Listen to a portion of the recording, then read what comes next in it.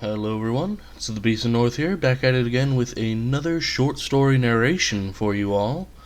This one is not set in my world of Agora, and I am still working on the overview of Agora right now. I just wrote this short story a little while ago for a writing prompt I saw on Reedsy. I will have the link to my profile in the description if you want to read any of the other stories that I write on there yourself. I will be doing every other story that I write on the weekly writing prompts. I will be trying to incorporate them into Agora, but this first one, I had a really good idea for it. It has nothing to do with Agora, but I thought it was really good. So first off, I'm going to say a quick warning that I will have on each of these if I have any of these warnings. This story contains themes or mentions of substance abuse, particularly alcohol abuse. The prompt that I submitted this for was set your story in a bar that doesn't serve alcohol. And so without further ado, let us get into A Stray in Need. As the drunkard came stumbling into the bar, he grasped at his temple and right leg, wincing. He paused in the doorframe, massaging those areas as his facial expression changed to one of confusion, as though he expected something to be wrong, but found nothing. His attention was caught by the sound of someone clearing their throat. Looking up, he saw the bartender staring at him expectantly from behind the bar, some distance away. His brow furrowed with additional confusion as he looked at the building he was in, and the bartender especially. Despite not only its size but the hazy smoke that occupied the space, the building was completely empty. Countless booths and bar stools without a soul to occupy them. A lone jukebox let loose a mysterious tune that seemed to shift constantly every time the man attempted to pinpoint the song. And even with the blinds open, he could not see anything outside. The bartender continued to wait and stare behind the counter. He had shoulder-length curly black hair, dark brown eyes, and a green vest over a white undershirt. He had a smile on his face as he beckoned the man over, but only his mouth smiled. His eyes remained unfazed and unblinking as the man approached the bar, rubbing his temple once more. "Hey," the drunkard said as he sat on a stool. "Evening, sir. How can I help you?" A silky voice came out from an otherwise chiseled face. "I gotta tell you, Keep, I've had one fucking hell of a damn day. I need something strong." He took his hand away from his temple, slapping it onto the counter for additional emphasis on the last word. The bartender's eyes remained unchanging as a smile turned to a frown. "Oh dear, that sounds terrible." He put a strange emphasis on the last word, almost as if his voice had rolled its eyes. "Could I get a name for the tab?" The drunkard scrunched his face in confusion once more as he looked around the bar. Still no one was there, but he shrugged his shoulders and held out a hand. Oscar Stray.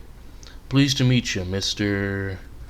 The bartender froze for a moment and finally blinked, before finally reaching out to shake Stray's hand, saying, "Raphael. My name is Raphael."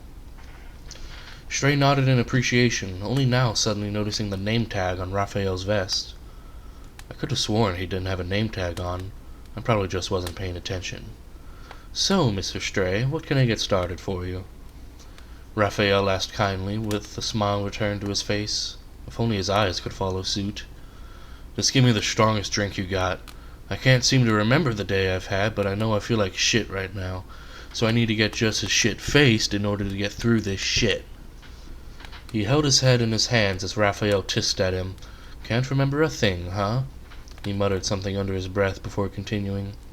"I don't think you're ready for my strongest drink yet, then. Let's start off simple, shall we?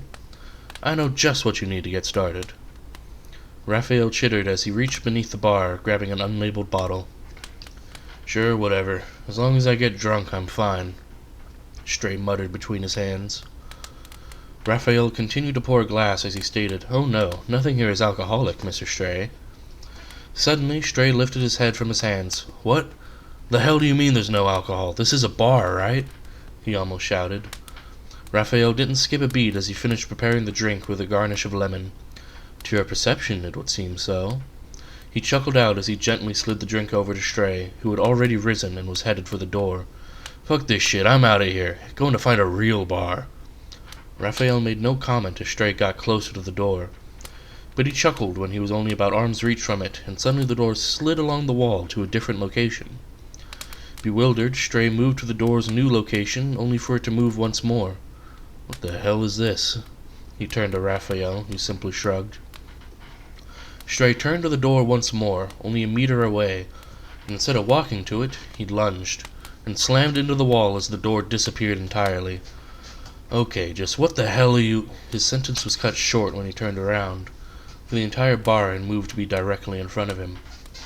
When he had come in there was probably 7 or 8 meters of space between the door and the bar, but now, against the wall, the bar was only a few feet away from Stray, and Raphael stared into him with... black eyes? I could have sworn they were brown before. Please, Mr. Stray, there cannot be healing if you do not accept my offers. In shock, Stray sat down once again at the bar, sweating as he looked back into Raphael's unwavering black orbs. What the... He was cut off once more as Raphael answered his question before he could finish. I am an angel, Mr. Stray. There seemed to be a flash of lightning from outside, if there was any outside anymore, and the light briefly cast a shadow behind Raphael, a shadow featuring a great pair of wings unfurled behind him. Dumbfounded, Stray looked down at the drink in front of him. It looks harmless, like a fancy lemonade. But what happens when healing begins, Mr. Stray? He looked up at the face of the being in front of him once more with a gulp, shuddering beneath his unmoving gaze. What seemed like an eternity passed as he brought his attention to the glass once more, slowly bringing a shaky hand to it. Well, he began, I guess if an angel offers aid, I should take it, right? He chuckled to himself. Raphael was silent. Okay then, here I go. Stray finally lifted the glass to his mouth, intending to take a sip, but his body gulped the entire thing down without warning. It tasted bitter and cold.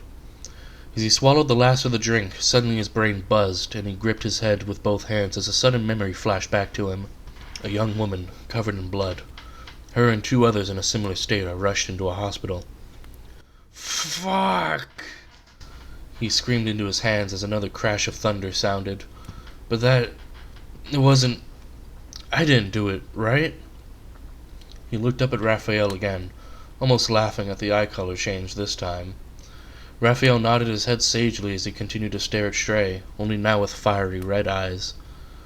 We will get to that point, don't worry, but the first stage is done. He turned wordlessly then to begin preparing another drink, grabbing a jalapeno and cinnamon. A million thoughts swirled through Stray's mind with these sudden memories, and the beginnings of a dull pain in his head and right leg. But surely he wasn't the cause of those girls' horrific injuries. Here you are, sir. He turned with a frantic look on his face towards Raphael, who was presenting him with a new drink. This one was a dull orange color, and garnished with 3 slices of jalapeno along a cinnamon-dusted rim. He frantically reached for the drink, looking for anything to get him away from these thoughts currently plaguing him. Once again, he downed it all in one go, and this one was spicy and tasted of ginger, with the jalapeno stinging his nostrils. His eyes widened with rage as thoughts sprouted unprompted in his mind. A million voices, shouting, whispering, all of them saying the same thing. You killed them, you killed them, you killed them, you killed them. He screamed as he hit his head against the counter repeatedly as his body filled with self-loathing.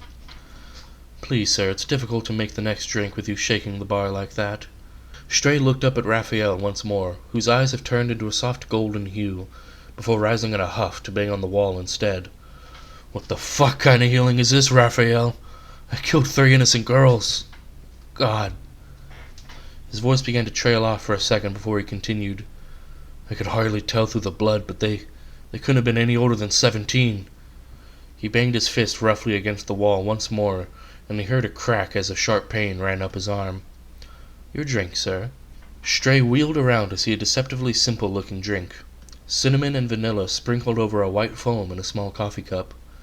Taking a few more huffs of rage before sitting, he simply stared at the drink for a time, contemplating whether to drink it or destroy it. Raphael remained silent as Stray pondered. Finally, Stray reached out, steadying his grip with his other arm as he struggled to raise the cup.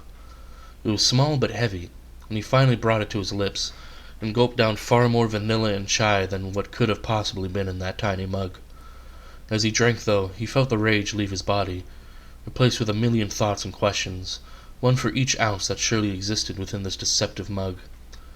This is just a nightmare, an ill dream brought about by something I ate, yes, that's it, or something I drank. I do drink a lot. More and more ideas sprung to mind about how he could avoid or otherwise circumvent this horrid imagery. The path ahead is not written in stone, Mr. Stray.